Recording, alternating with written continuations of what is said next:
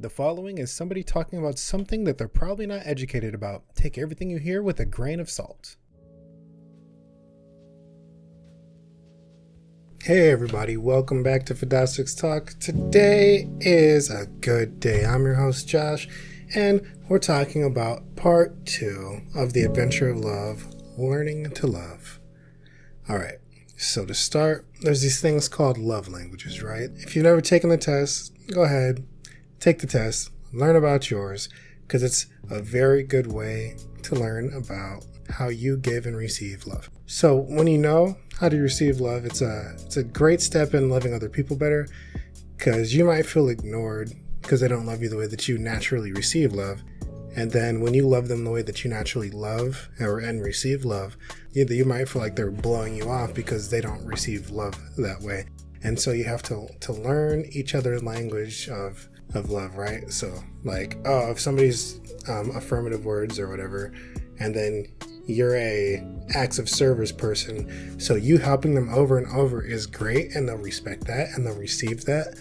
But saying something nice to them would mean so much more than all the stuff you're doing for them. So it's stuff like that. If you're a gift giver, there's people like me that when you give me a gift, I'm like, oh, what the crap do I do with this? But to you, it means the world, right? And so it's really important to learn your love language and learn the love language of those around you so that you can better connect with them. All right? Deal? Okay, it's a deal. So we're going to keep going. So how can I get along with people I don't like? Because we're learning to love, right? So we need to understand that love is more than an emotion that we feel.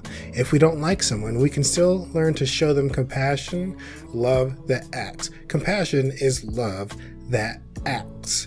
So it's not just saying you love somebody or respect or friendship, but it's doing something because of that, right? And so it's important that you don't mix those up, that you can still act for somebody on their behalf, even if you don't necessarily like them.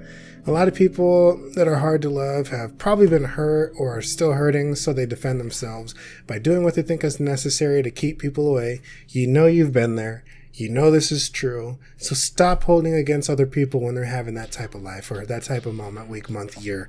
You understand that some people get hurt and some people can't get over their stuff. Some people have been hurt every day of their life for the last 10 years. Who knows? You don't. Ask them. Maybe they won't tell you. They probably won't. But that doesn't mean that you get to be rude to them because they're trying to keep what they feel like is the best way to keep themselves safe.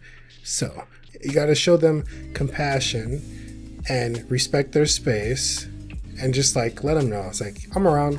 I got your back. Even if they don't care or they don't seem like they care, just got their back. And or you could do this thing. It's called smiling. You ever tried it? You could smile at them and they might think that you're a weirdo or a creep, but hey, a smile changes the world, man. And we need to know that we cannot force people to let us into their inner circle, right? So if they don't want us in their circle, we can't force our way in. What that means is that your inner circle is your most trusted group of people, your super close people. You should have your inner circle and your outer circle. Your inner circle are your friends that carry you and you carry them, right? You guys trust each other completely. You guys tell each other everything.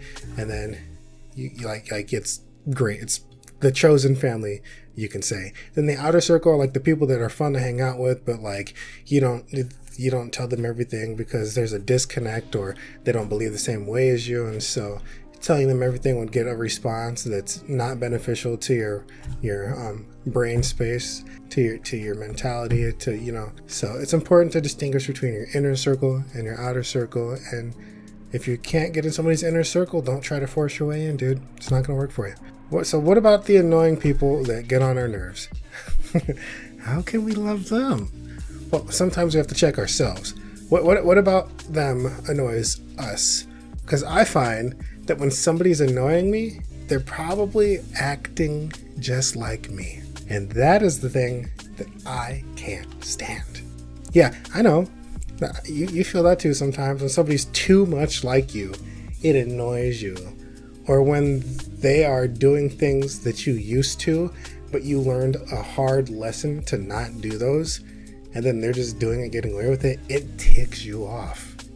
Yeah, we've all known somebody like that are doing things that you learned that you cannot do. It's the most annoying thing. We can't say that someone is weird so we don't like them, because that's not okay. You're weird. I'm weird. Everybody's weird to somebody, and nobody's normal. The only normal person is yourself in your eyes, or the people that you grew up because that's what you know, right? And so to me, you have 4 eyes, but to you, you have 2. Something that's very important when we're learning to love is not romance. Romance is an expression of love, but love is not romance. You can love people in a non-romantic way. Have you ever heard of your dog, pizza, and friends? Yeah, you're not. Well, maybe you are kissing a pizza. They are pretty dang delicious. But an issue that I've noticed when you talk about love is people immediately go to the romance side of things. They're like, it's gross. So because of confusion of love being romance, we can be timid when it comes to saying and doing things that we feel like we should, because we don't want people to take that the wrong way, right? Because since people confuse romance and love, if you have an action on your mind, on your heart that you know you should do to help somebody, but you don't want them to confuse that as a romantic action, you'll probably just be like, I'm not going to do that.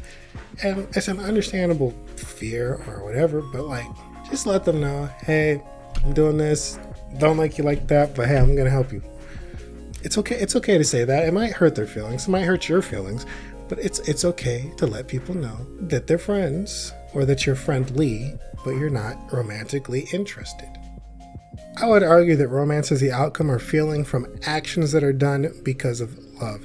So this means that you can act on your attraction to pursue feelings of romance, but you can still love someone you are attracted to without pursuing romance, even though that is the stupidest thing that you could ever do.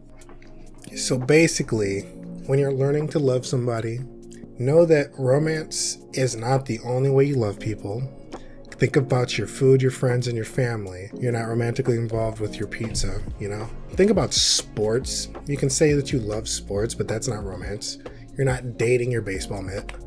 So yeah, that is it. That's the adventure of love. Right now, I gotta shut up because listen to my voice.